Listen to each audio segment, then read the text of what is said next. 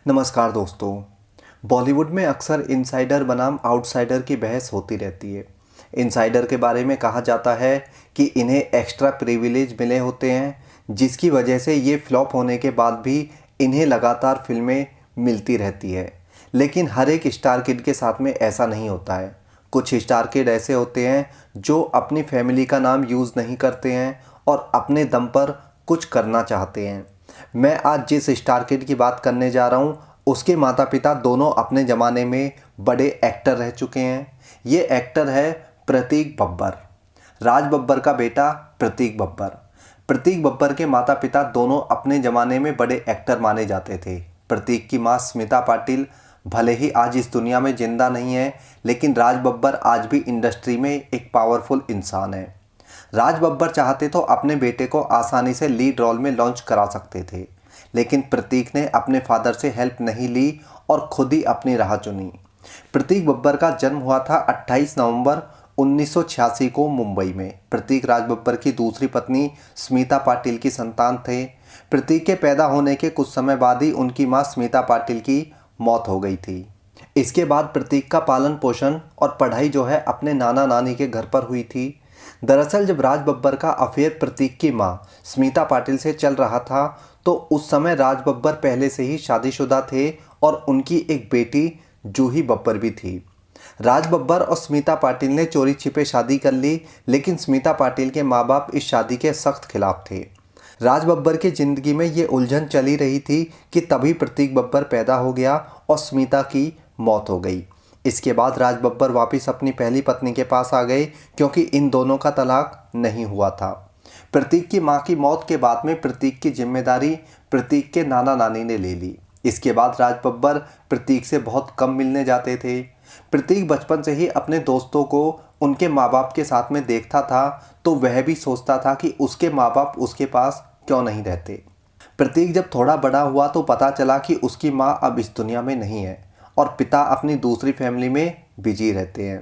प्रतीक ने एक बार इंटरव्यू के दौरान बताया था कि वह अपने पिता के साथ बचपन में समय बिताना चाहता था, उनके साथ में खेलना चाहता था, लेकिन मेरे पिता अपनी दूसरी फैमिली में बिजी थे, उनके पास मेरे लिए समय था ही नहीं। प्रतीक का बचपन बहुत ही ज़्यादा संघर्ष में बीता था। प्रतीक जब 13 साल का था तभी वह अपने दोस्तों के साथ ड्रग्स लेने लगा था। ड्रग्स और स्मोकिंग की आदत इतनी ज़्यादा बढ़ गई थी कि 17 साल की एज में प्रतीक को जो है रिहेब सेंटर में रहना पड़ा था। रिहेब से आने के बाद प्रतीक ने काफ़ी बुरे दिन देखे। प्रतीक ने जब अपना कैरियर बनाने की सोची तो उसके पिता ने उसकी कोई मदद नहीं की। प्रतीक और राज बब्बर के रिश्ते कभी भी सामान्य नहीं रहे। ये दोनों आपस में कभी मिलते ही नहीं थे और अगर कभी आमने सामने आ भी गए तो दोनों में बात नहीं होती थी। प्रतीक ने अपने कैरियर के लिए खुद मेहनत की है। प्रतीक ने अपने कैरियर की शुरुआत एड गुरु प्रहलाद कक्कड़ के साथ में की थी। प्रतीक प्रहलाद कक्कड़ के प्रोडक्शन हाउस में असिस्टेंट बनकर रहे। एक साथ प्रहलाद कक्कड़ को असिस्ट करने के बाद प्रतीक ने एड फिल्मों में काम किया। उस दौरान प्रतीक ने कई एड फिल्में की। प्रतीक ने फिल्मों की शुरुआत की 2008 में। पहली फिल्म का नाम था जाने तू या जाने ना। इस फिल्म में लीड एक्टर थे इमरान खान और जेनेलिया डिसूजा। प्रतीक का रोल इसमें साइड रोल था। इसके बाद प्रतीक ने कुछ और फिल्मों में साइड रोल प्ले किए।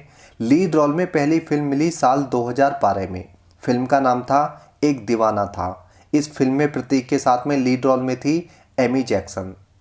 इसी फिल्म के बाद में एमी जैक्सन और प्रतीक बब्बर का अफेयर शुरू हो गया। प्रतीक एमी को काफ़ी ज़्यादा प्यार करते थे। कहा तो ये भी जाता है कि प्रतीक एमी से शादी भी करना चाहते थे। प्रतीक एमी से इतना ज़्यादा प्यार करते थे कि उन्होंने एमी के नाम का टैटू अपनी बॉडी पर बनवा लिया था।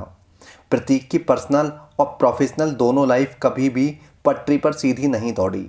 उनकी लाइफ में हमेशा उतार चढ़ाव आते रहे।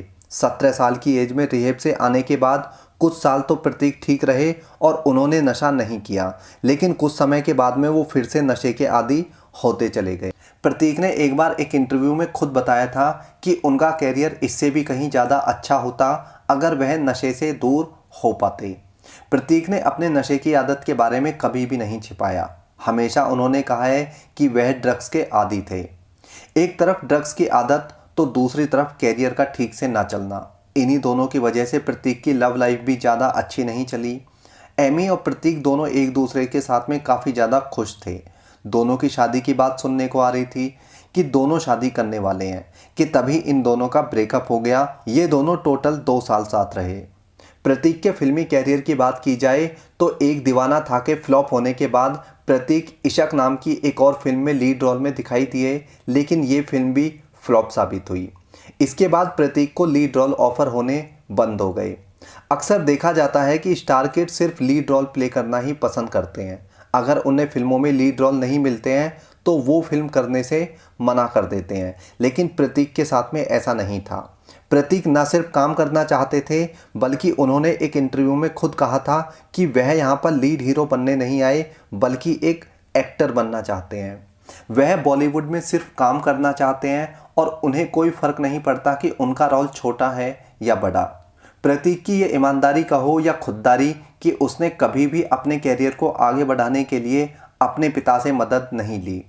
मदद तो दूर की बात है, प्रतीक ने कभी भी राज बब्बर का नाम तक यूज़ नहीं किया। खुद प्रतीक ने अपने एक इंटरव्यू में बयान दिया था कि वह सिर्फ स्मिता पाटिल के बेटे हैं और उन्होंने अपने नाम के आगे से बब्बर हटाने का ऐलान कर दिया था। यानी प्रतीक अब जो है अपने पिता का सरनेम भी यूज नहीं करते हैं। इन दोनों बाप बेटों में हमेशा शीत युद्ध चलता रहता है और ये कभी भी बात नहीं करते। प्रतीक ने अपने एक इंटरव्यू के दौरान कहा था कि एक समय ऐसा था जब मैं अपने पिता से बात करना चाहता था, उनसे मिलना चाहता था, अपने मम्मी पापा के प्यार के बारे में जानना चाहता था, लेकिन मेरे पिता के पास मेरे लिए समय नहीं था। वह अपनी लाइफ में बिजी थे। उन्हें कोई मतलब नहीं था कि उनका एक और बेटा था जो अकेला है और उसे भी अपने पिता की ज़रूरत होगी। प्रतीक ने कहा कि एक वो समय था जब उसे अपने फादर की ज़रूरत थी और एक आज का समय है जब मुझे उनके सरनेम की भी ज़रूरत नहीं है। प्रतीक ने अपने नशे की आदत के बारे में भी बात की कि कैसे उसे नशे की आदत लगी। प्रतीक ने कहा कि वह बचपन से ही अकेला फील करता था। वह अपने दोस्तों के माँ बाप को देखकर दुखी होता था। उसे कुछ भी अच्छा या बुरा नहीं पता था। उसने जब पहली बार ड्रग्स लिया तो वह सिर्फ 13 साल का था और ड्रग्स लेने के बाद वह अपने सारे दुख दर्द भूल जाता था और वह इसी तरह ड्रग्स का आदी होता चला गया। उसे कोई समझाने वाला नहीं था कि ये एक गलत चीज़ थी, इसे यूज नहीं करना चाहिए। प्रतीक ने अपने फ्लॉप कैरियर के लिए भी नशे की आदत को ही जिम्मेदार माना। प्रतीक का कैरियर अब सपोर्टिंग रोल तक ही सीमित हो चुका है, लेकिन यह अच्छा काम कर रहे हैं। बागी 2, मुल्क, छिछोरे, मित्रों और दरबार जैसी फिल्मों में काम करके इन्होंने काफ़ी तारीफ़ें बटोरी हैं। फिल्मों के अलावा प्रतीक जो है आज के समय में वेब सीरीज़ में भी अच्छा काम कर रहे हैं। उनका रोल भले ही फिल्मों और सीरीज़ में ज़्यादा बड़ा नहीं होता है, लेकिन उनकी एक्टिंग की हमेशा तारीफ़ होती है। प्रतीक बब्बर की इस कहानी में इतना ही। प्रतीक के बारे में आप क्या सोचते हैं? अपने विचार ज़रूर रखना। जय हिंद।